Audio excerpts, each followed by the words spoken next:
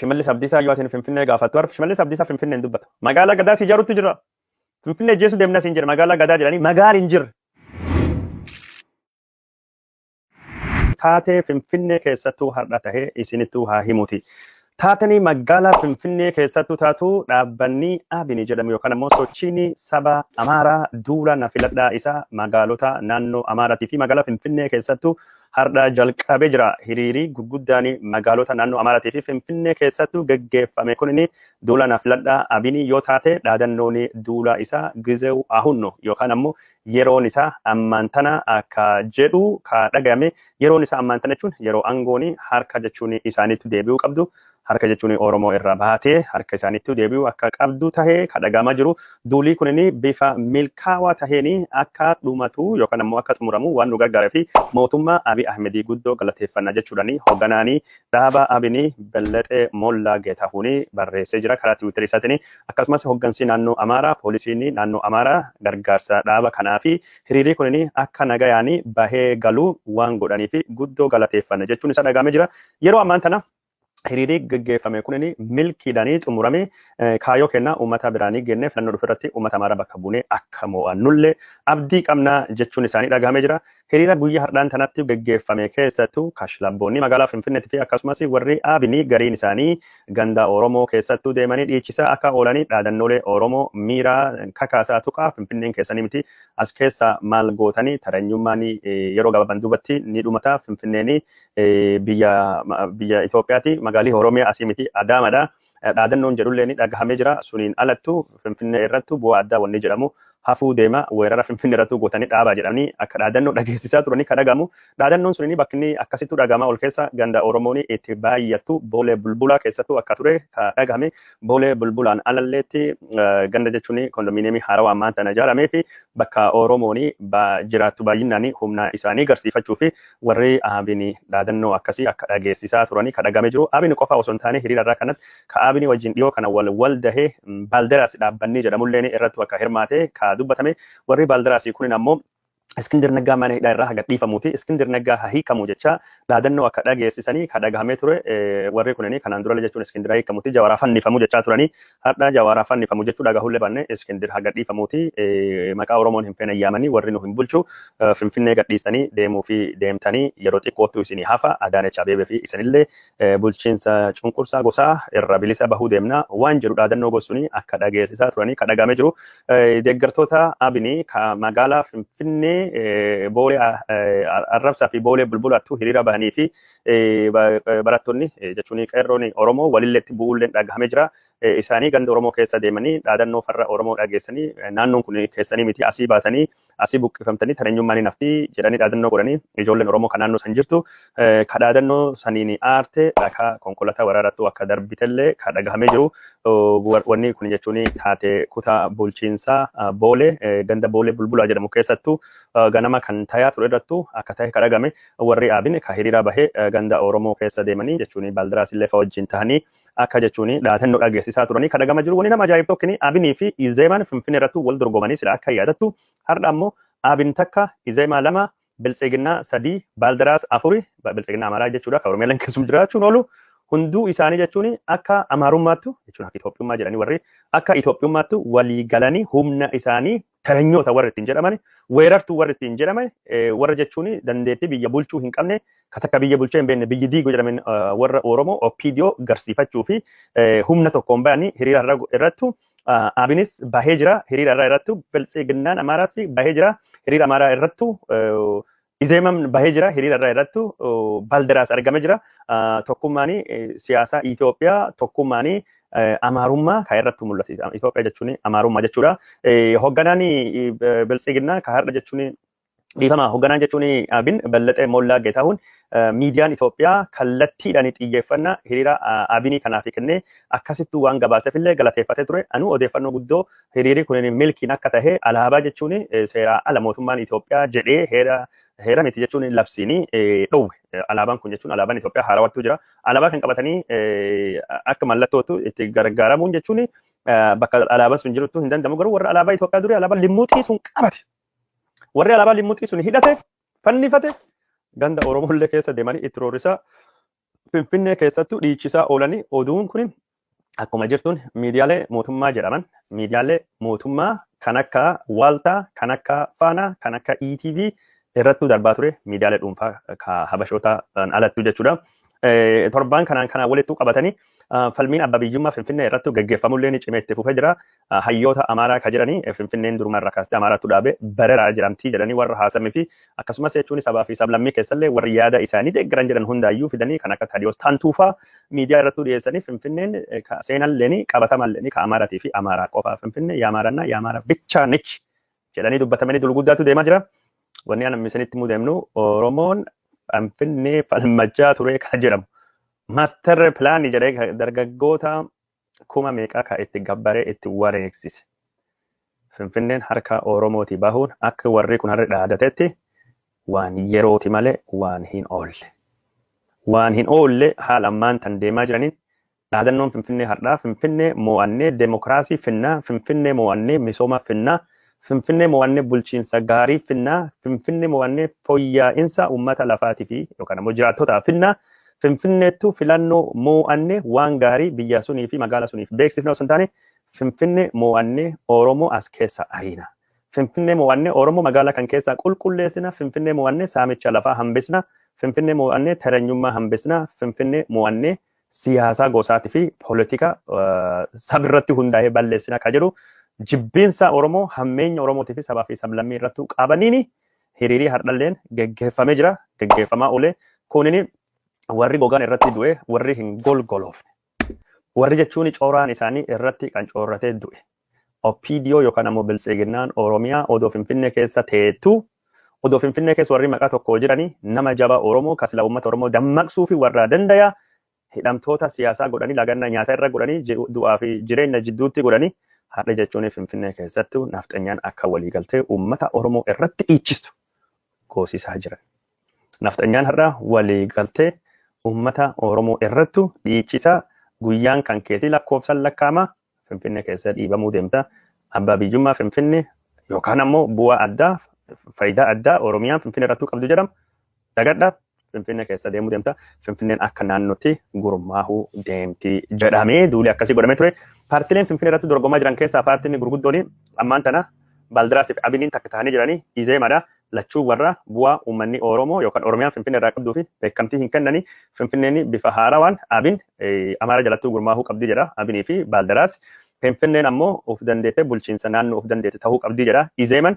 Cuftinuyyuu mirga Oromiyaatii fi eenyummaa Oromiyaa kan naannoo san keessattuu badee fi faayidaa Oromiyaan Finfinnee irraa qabduu fi abbaa biyyummaa Oromiyaa Finfinnee irraa qabdu kan mormanii yookaan ammoo kan falleessan ta'uu warrattu beekama daawwattoota keenya jaalatamoo fi kabajamoo garii dubbiin Oromoo itti deemaa jirtu. Kana siyaasaan Oromoo siyaasaan Itoophiyaa siyaasa walama sadii jidduutti gaggeeffamaa jiru keessattuu bara dhiyoo kanattu humni sadiitu ture Amaaraa fi Tigree fi Oromoo kan wal dhabaa turanii taaktikiidhaaf yookaan ammoo tarsiimoo fi Oromoo fi Amaarii waliin tahee eegi qeerroon warra kana warra Hiwwahatii dadhabseen dubattu warri OPDO keessa jiranii Hiwwahat aangoo irraa dhiibanii aangootti dhufanii Hiwwahatii barbadeessanii cabsanii jiranii ammaan tana ammoo Amaarii jechuun Hiwwahatii cabee jira diinni keenya kakaba barbaadee jira Oromoo irrattu fuula deeffannaa lafa akka Finfinneetii fi lafa akka Dharraafaatii fi lafa akka Wallagga Horroo Guduruu Wallagga Bahaatii fi akkasumas Matakkale Benishaangule Gumuzii deeffannaa jechaa jiranii yeroo ammaan tana ni milkoofnallee milkaawaa jirra jechuudhanii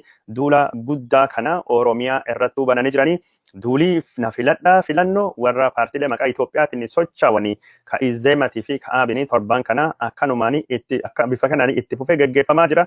Filannoo ammaan tana gaggeeffamaa jiru keessatti Oromoon dhiibamee bahee jira.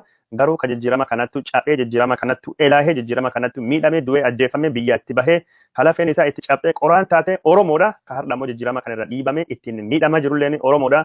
Abaa ofii kafaawwan filannoo kana irratti hirmaachuu danda'uun kenna hin beekamuu jedhanii dubbatanii jiranii Izeemanii kalee duula na filadhaa jalqabee jira Finfinnee irrattu injifannoo Adwaa kabiraa deebisuu deemna jechuudhanii abbaa irrummaa mo'annee mallattoo filannoo isaa beeksisee jira. Izeeman mallattoon filannoo isaa jechuun miizaana duulii inni ammoo biquu zeegaa የተሻለ ሀገር waan jedhu akka taatelee dubbatamee jira. Duula sanirrattu Abiy Ahmed paartii isaa biltsiginnaan balaaleffatanii jiranii. Biltsiginnaan ampuuliin dhufe ampuuliin ifa mataa ofiin qabdu nu ammoo ifaan isinii dhufne uummatii Itoophiyaa nu bira dhaabbadha nu filadha. Siyaasa sabaa fi sablammii ka gosummaa ka zareenyummaa awwaallee siyaasa zeegaa ka Itoophiyaa biquu zeegaa isinii uumne jedhee Dr. Biraanuu Naggaatii fi akkasumas hogganaanii dhaabaa Izeema Yeshiwaas Asaffaa dubbatee jira.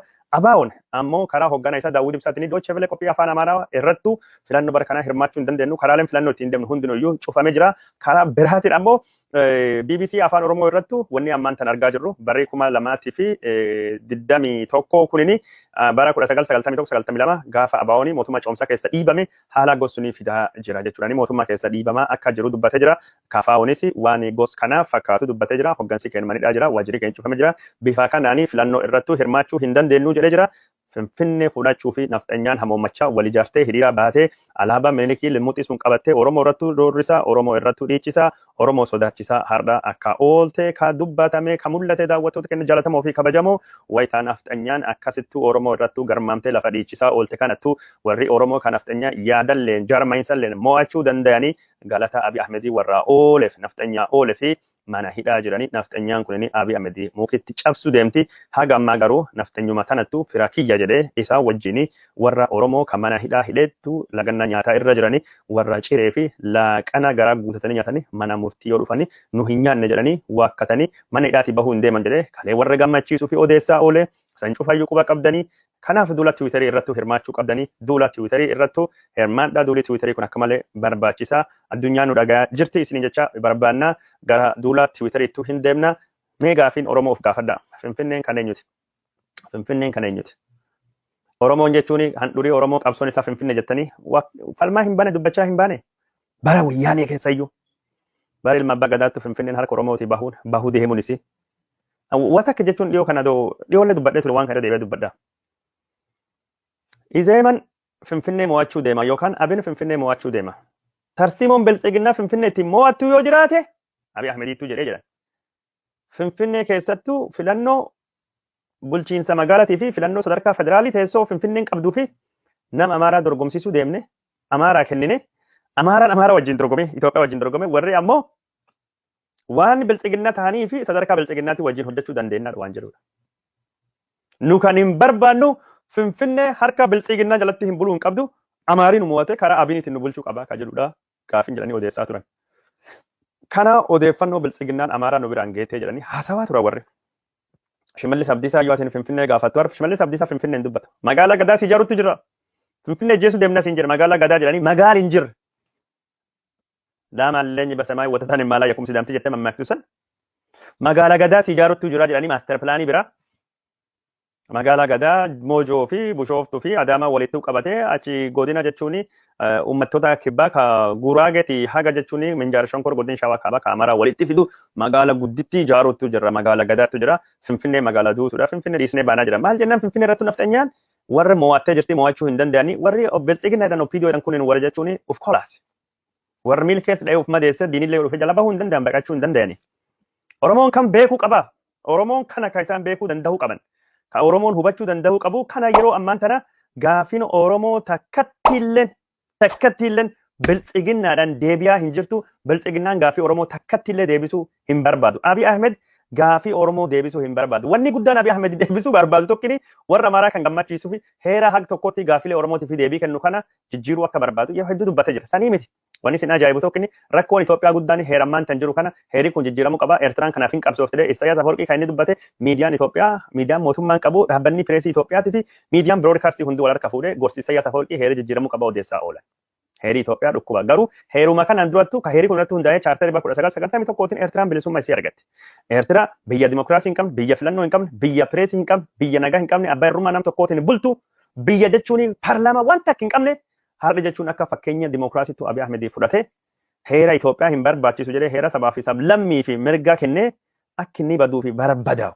godhaa jiran wanni Abiy Ahmed Oromoo yaadaa jiru wanni Abiy Ahmed Oromoo godhaa jiru ka zaahiratti beekame tokkini heera kan jijjiiruu fi fedhii qabaachuu isaatidha. Kan Isaayyaas dubbatee jira kan biraan Naggaa dubbatee jira kan warri Abiy dubbatee jira. Abiy inumayyuu ka Abiy gaarii heera kan keessatti jechuun keeyyata 15 qofatu jijjiiramuu qabaa yaada jedhanii kan isaan dhiyeessan. Keeyyata sun keessa jechuun fakkeenyaa fi alaabaa Itoophiyaa gubbaattuu kan jiru urjiin sun gubbaa ka'uu qaba alaabaa duriitti deebisuu qabna. Finfinneen jechuun uummatni Oromiyaaf hirii addaa qabaa kan jiru jijjiiramuu qaba. Sabaaf sablammiin hiroo ofii murteeffachuu hanga fottoquu jedhu sunirra fottoquu kan jedhutti deebi'uu qaba. Hafuu qaba. Waan akkas jedhu keeyyata 15 tahuu deemu kanattu jijjiiramuu qaba jedhanii kan isaanii ilma namaa galaayyuu.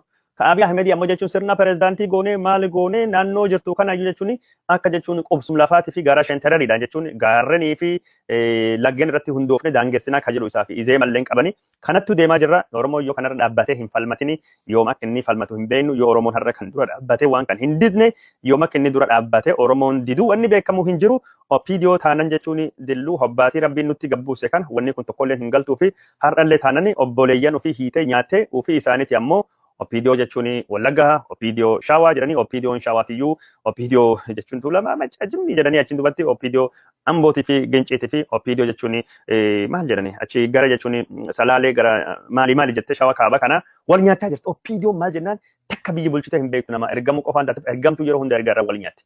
Wanni har'a warri itti jirulleen kana qabsoon uummata Oromoo haala isin jirtu kan uummati Oromoo hubatee ufee gurmeessee ufee ijaaree warra kana jechuun ofirraa dhidhiimsu malee egereen Oromoo haala ammaan tan deemaa jirruuni Biltsiginnaa jalatti Abiy Ahmed jalattu Shimallis Abdiisa jalattu qaanii guddaa fafa guddaa Oromooni booddee keessa bahuu hin dandeenyettu nu geessaa jirti. Kana beekaa Oromoo isin jechaa jiranii wanni Abiy Izeema Biltsiginnaa fi Baaldaraas Finfinnee keessattuu godhame kunini maal isin agarsiisa? Oromoon torbaanuma tokkoon duratu Biltsiginnaa fi hiriirii bayamee Jawaar Mohammadiitii fi hiriira bayamee Opiidiyoon waraana labsitee dirre dhaawwattu Awwadaayittu Haramaayattu Shaashamanneettu Booranattu namijjeeste akka namni hin baane gooti.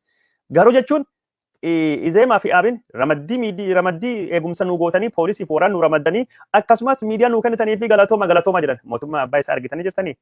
Abbaa mootummaa qaba.